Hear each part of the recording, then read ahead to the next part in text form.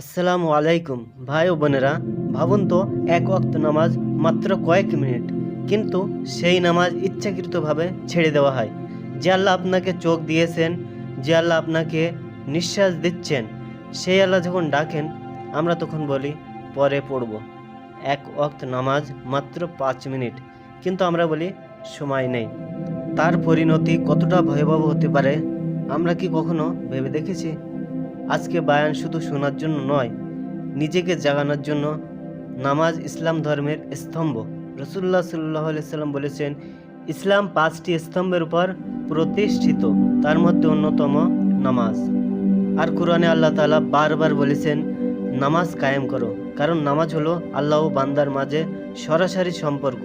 ভাই ও বোনেরা, নামাজ ভুলে গেলে গুনাহ, কিন্তু ইচ্ছাকৃতভাবে নামাজ ছেড়ে দেওয়া ভয়াবহ অপরাধ।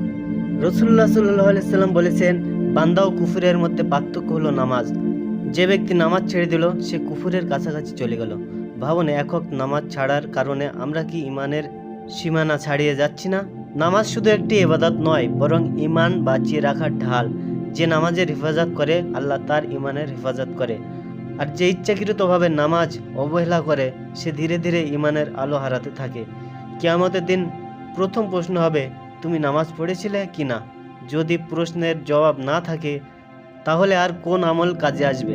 ভাই বোনেরা, আমরা টাকা হারালে আফসোস করি, কিন্তু এক ওয়াক্ত নামাজ হারালে আমাদের চোখে কি পানি আসে? সময় আছে মোবাইলের জন্য, সময় আছে দুনিয়ার কাজের জন্য, কিন্তু আল্লাহর ডাকে সময় নেই। এটা কি আমাদের জন্য লজ্জা নয়? আসুন আজই সিদ্ধান্ত নেই, আর একটি নামাজও ইচ্ছাকৃতভাবে ছাড়ব না।